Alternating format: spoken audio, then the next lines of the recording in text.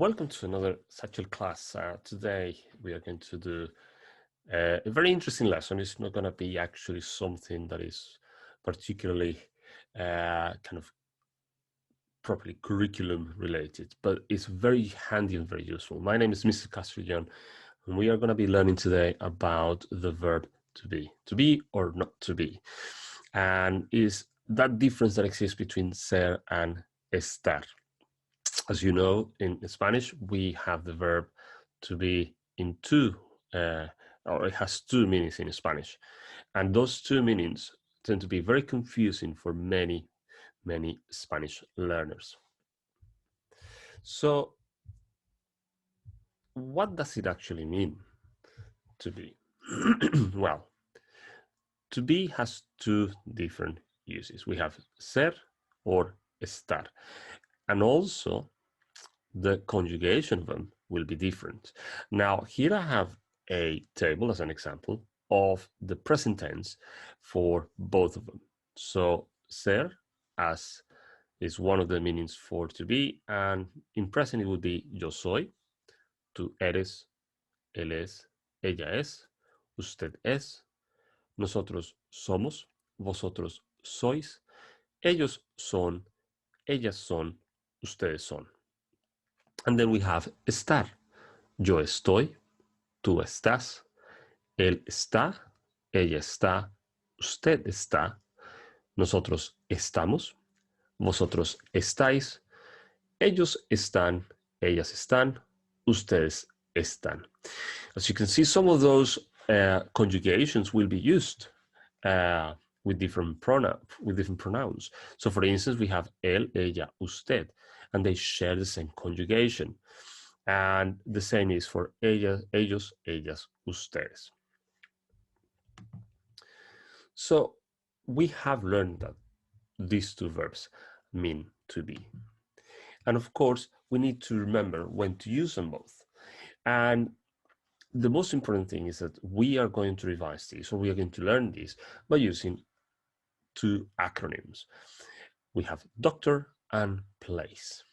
And what we are going to do throughout today's lesson is we are going to learn these acronyms, and we are going to try and use them to make a difference, to tell apart between when do I say yo soy or when I say yo estoy. So ser, the general rule, is used to classify and identify permanent or lasting attributes.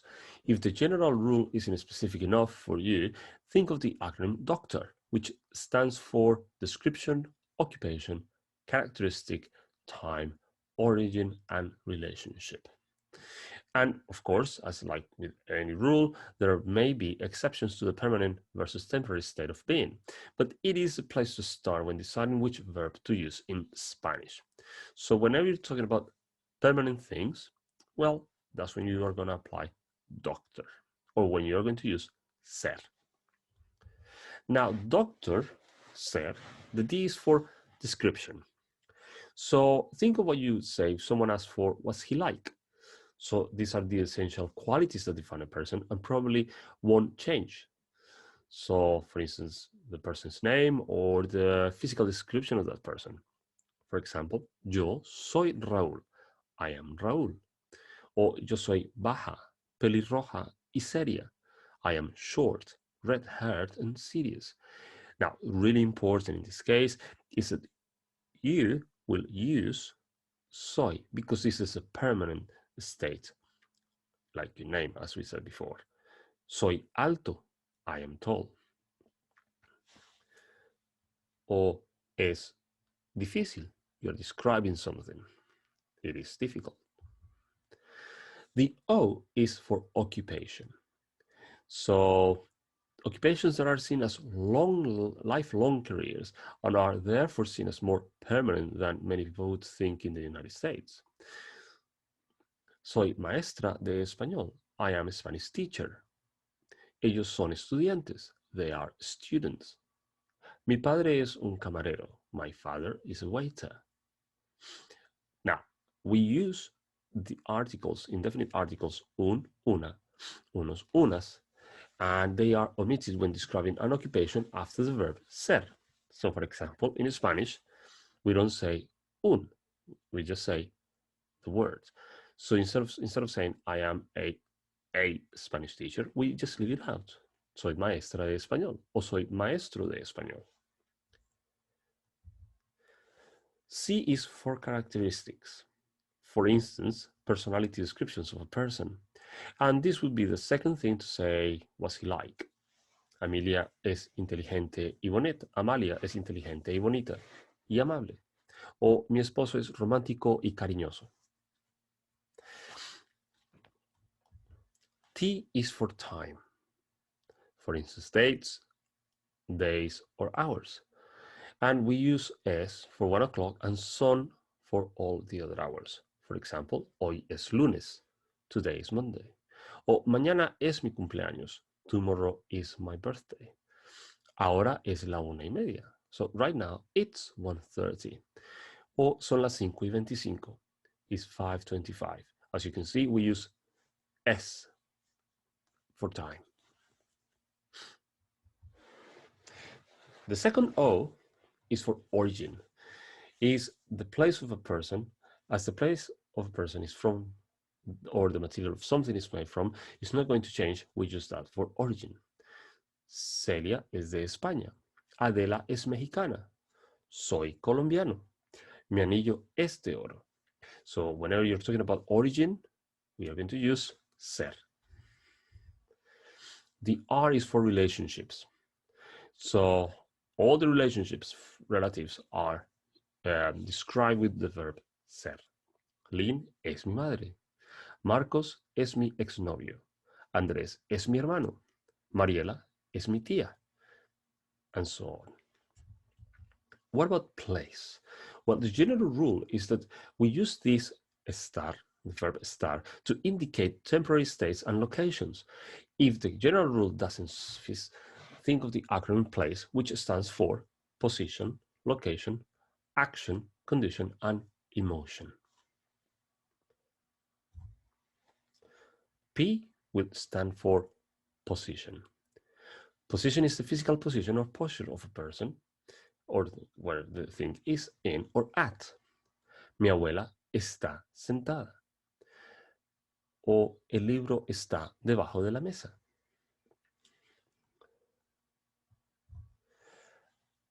L stands for location, and it describes where it is permanently or temporarily or actually or conceptually the person or the object is at. El baño está al lado de la cafetería. The bathroom is next to the cafeteria. And although we might think that this is more of a permanent situation, the bathroom can be changed at some point in time. Estamos en el café ahora y vamos a estar en el cine en 20 minutos. Madrid está en España.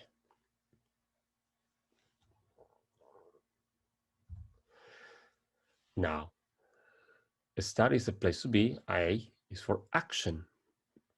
Estar is used to describe an ongoing action using the present progressive tense that you are going to learn at some point later.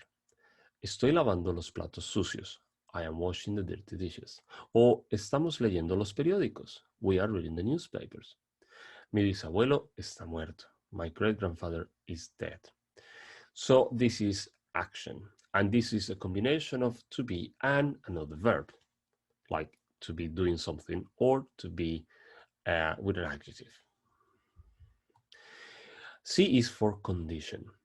So when we're talking about physical and mental conditions, well, we need to use estar.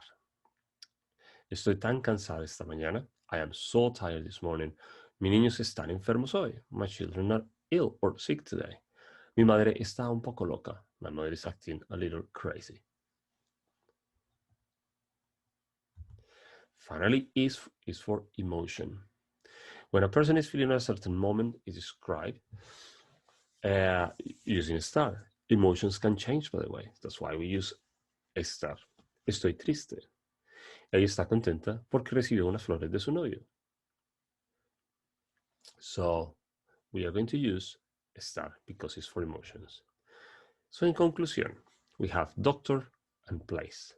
Doctor is used for description, occupation, characteristic, time, origin, relationship.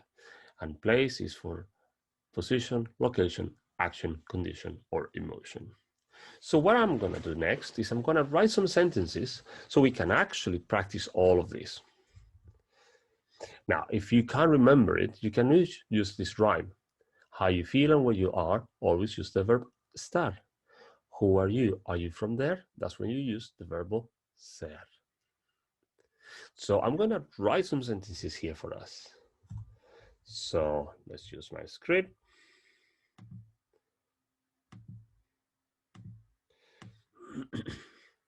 And then we are going to practice all of these brand new sentences that we have. So let's start with I am a lawyer.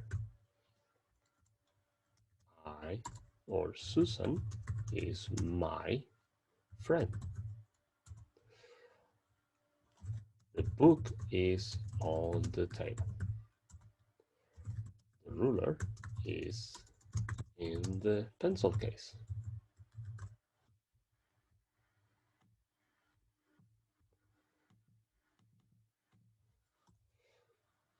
Okay, let's see. I am her brother.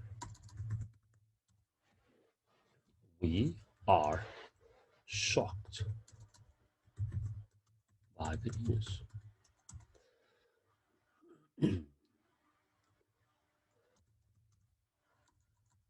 London is in England. As you can see, I'm using only present tense. And remember that when we have present tense, the conjugation will be different for each one of those verbs. Let's try a new one. Let's say, I am a bit poorly, a bit ill. You can think of many sentences as well if you want, and also try and make your own sentences. Just let's use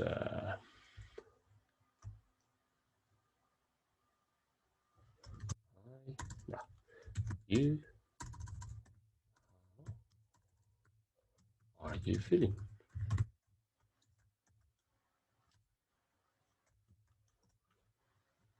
My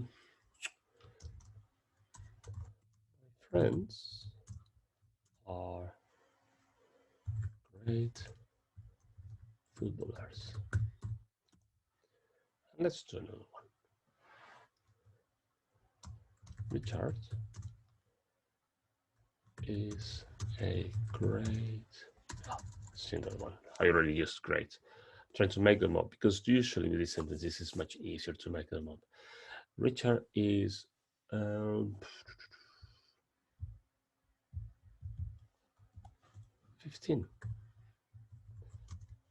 Oh no, that's going to be a different one.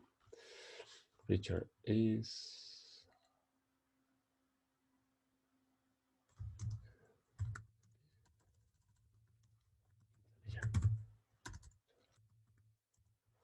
today is Monday or Tuesday. Okay, so we have some sentences here that hopefully will be good examples for what we were doing before. So I'm going to give you about 3 minutes, 4 minutes for you to try and translate those sentences into Spanish. I'm going to write some of the words here on my right hand side, so you know what the translation for them is. There you go. And let's do some of those words on this side. So lawyer means abogado, or abogado means lawyer. Friend, amigo. On the table, la mesa.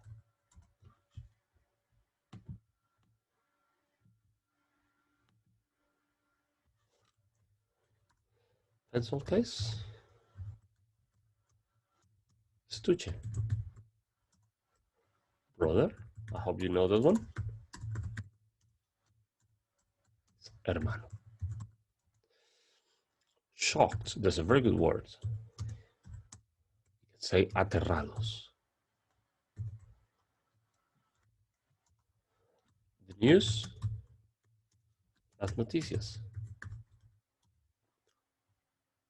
Ill, enfermo. Feeling, sintiendo. O sientes. I'm going to leave this one because that one is a really interesting one when we are translating it. Footballers. Futbolista. Intelligent. Hope you know this one. It's an easy one. And finally, Tuesday. Okay, so here we go. I'm giving you the words that you need for this section. So what I'm going to do is I'm going to give you about 3 more minutes to try and translate those sentences into Spanish. Remember the acronyms that we have? We have place, which I'm going to write here, doctor, and place. Right, go for it. Take it out. Take it away.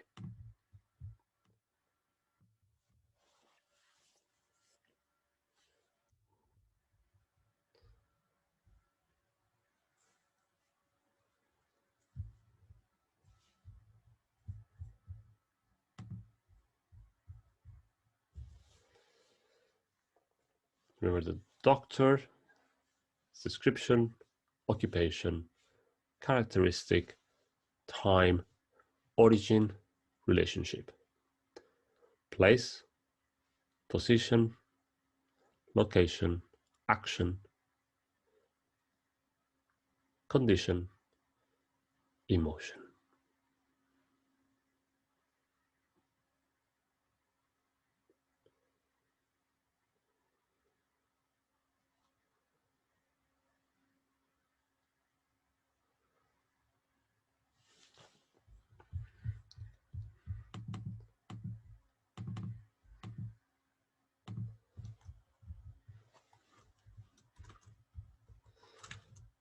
In the meantime, what I'm going to do is I'm going to start helping you a little bit. This is soy.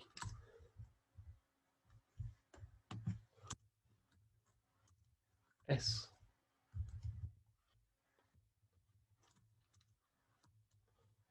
Está.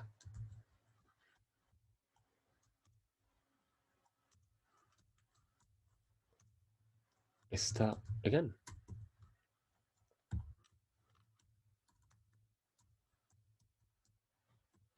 Soy.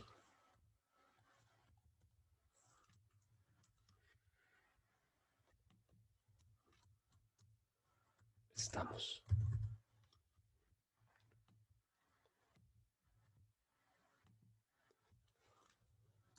Está.